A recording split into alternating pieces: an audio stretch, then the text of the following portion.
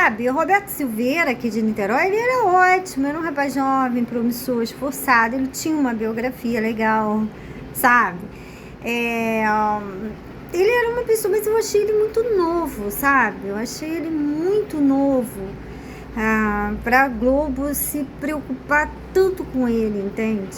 Eu achei que ele surge como político, aquela coisa toda, tem uma história bacana a família dele, mas eu achei pouco para esse monstro da Rede Globo se preocupar com ele. Tinha que haver nele algo a mais do que a história belíssima dele, o casamento lindo dele, os filhos maravilhosos dele, e amigos e apoiadores. Mas tinha que ter algo mais, porque isso no Brasil era muito comum, né? Os homens que empreitavam política eram admirados, né? Muita coisa, né? Eram poucos, era um grupo seleto de homens muito admirados no Brasil. Dentre estão Roberto Silveira, Getúlio Vargas, né? Mas tinha que ter algo mais em Roberto Silveira para esse monstro da Globo botar ele em quase todas as novelas de sucesso. Ou uma boa parte delas, porque foi Rock Solteiro e Selva de Pedra. E O Rei do Gado. Eu falei, meu Deus, 3 novelas desse porte. Tem que ter alguma coisa a mais nesse rapaz. Aquele 37 anos, a morte trágica. Aí eu encontro a Alzira. Porque você só conhece a Alzira se você vê a Alzira com Roberto Silveira.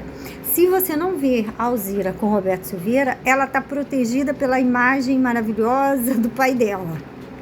E aí você não enxerga a Alzira. A Alzira é uma peste. A Alzira era uma peste. Ela já estava botando o pai como gagá, porque ela já queria o poder para ela. Ela se juntou com os generais, eles já favoreceram ela. Ocultaram tudo da morte de Getúlio. Ela era uma peste. Ela era pestezinha, Alzira Vargas. Mas você não vê isso, porque ela está coberta pela imagem do Getúlio, né? Mas se você vê o relacionamento dela com Roberto Silveira, aí você consegue enxergar ela bem. Ela era uma peste, ela queria casar com ele. Ela queria se apoiar no nome do pai, criar aí um estereótipo aí, Evita Peron, alguma coisa nesse aspecto. Que tinha tudo para dar certo, se Roberto Silveira não desse para trás, né? Por causa dessa bendita paixão pela Ismélia.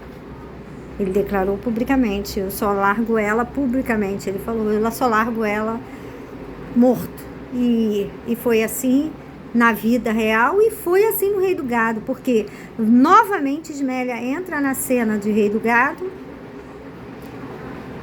Ela entra, porque a ouve é batida, né? Pá, ouve é batida, porque ele era o Rei do Gado.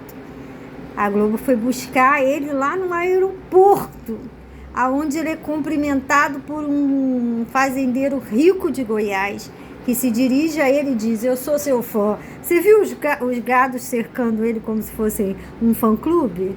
A coisa é muito pior do que vocês imaginam da Rede Globo. E a associação com o Roberto Silveira, a necessidade é porque pessoas importantes, né, e que foram envolvidas com ele. Teve as queimas de arquivo e o Ivo Picatangui ficou sabendo de tudo.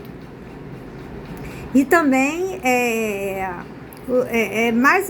basicamente isso que traz a Rede Globo o interesse no Roberto Silveira. Segue-se o interesse por causa da Alzira, porque viria à tona que, sabendo dessa historinha dela com Roberto Silveira, a gente sabe que ela é uma peste. Então a gente começa já a entender que Getúlio pode ter sido o quê? Assassinado por ela. E a Globo não tem interesse nisso. Que isso venha a público, não. Já notei que não. Ela protege a Alzira, porque ela também é chantageada por essa elite política. Ela também deve ser chantageada de alguma forma. A Rede Globo protege a Alzira Vargas e Ivo Picatangui. Protegeu os dois. A imagem deles, pelo menos. Da Alzira e a própria pessoa do Ivo.